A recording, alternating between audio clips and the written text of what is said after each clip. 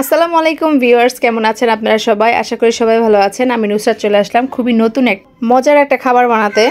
তো এই খাবারটা আমি আগে কখনো বানাইনি, এই প্রথম বানাচ্ছি। তো এটা আমি ড্রাগন ফল দিয়ে লুচি বানাবো, সেজন্য আমি এখানে আটা নিয়ে নিয়েছি। আপনারা চাইলে ময়দা দিয়েও করতে পারেন। আটা দেওয়ার পরে এখানে আমি লবণ আর চিনি দিয়ে দিছি, তারপরে সয়াবিন তেল দিয়ে দিলাম। দিয়ে আমি আটাটাকে খুব ভালো করে হাত দিয়ে ঘষে ঘষে নিব, খুব সুন্দর করে ডোলে ডোলে নিব আর কি। এই আটাটা এইভাবে ডলে নিলে লুচি খেতে অনেক ভালো লাগে, এমনি লুচি খেতেও ভালো লাগে। আর এই ড্রাগন দিয়ে লুচি আমার খুব ভালো লাগতেছিল, যে অনেকগুলো লুচি আনছে আমার ছেলের বাবা। তো ওখান থেকে আমি 2টা ড্রাগন এখানে আমি ব্লেন্ড করে নিয়েছি একদম বিচি সহ।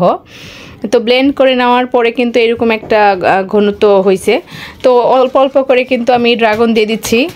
তো প্রথমে একটু ড্রাগন দিয়ে আমি ভালোভাবে মিক্স করে নিব। আমি আসলে সবগুলো একসাথে ঢেলে দিইনি, যদি একটু বেশি হয়ে যায় তাহলে, সেই জন্য আমি একটু একটু করে দিয়ে তারপরে আটার সাথে মিশিয়ে নিচ্ছি। তো মিশিয়ে নেওয়ার পরে দেখলাম এইটুকু পুরোটুকু জুসি আমার লাগবে। ড্রাগন জুসটা কিন্তু আমি পুরোটাই দিয়ে দিব, কারণ এখানে আমি এক্সট্রা কোনো পানি ব্যবহার করিনি। আর ড্রাগনের জুস দিয়ে আমার পুরোপুরি আটাটা মাখিয়ে নেওয়া হয়ে গেছে।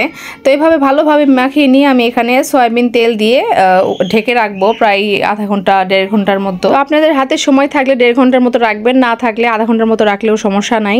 তো এইভাবে ঢেকে রাখলাম। ঢেকে রাখার পরে কিন্তু আমার আধা ঘন্টা পরে আমি এটাকে বানিয়ে নিব, কারণ আমার হাতে সময় ছিল না বেশি। তো লুচিটা বানিয়ে বানিয়ে আমি ভাজা শুরু করে দিয়েছি। বানানোটা দেখাইলাম না, আসলে বানানো দেখার কিছুই না। এখানে রুটি বানানো বেলুন আর ফ্রি দিয়ে সুন্দর করে একটু তেল লাগিয়ে নিয়ে বানালেই হয়ে যাবে। তো এই তো একটা একটা করে ভেজে নিচ্ছি। আর পাশে আমার হাজব্যান্ড, আমার ছেলে চুল কাটাচ্ছিল, অনেক কান্নাকাটি হচ্ছিল, সেই জন্য আর বানানোটা দেখাতে পারলাম না।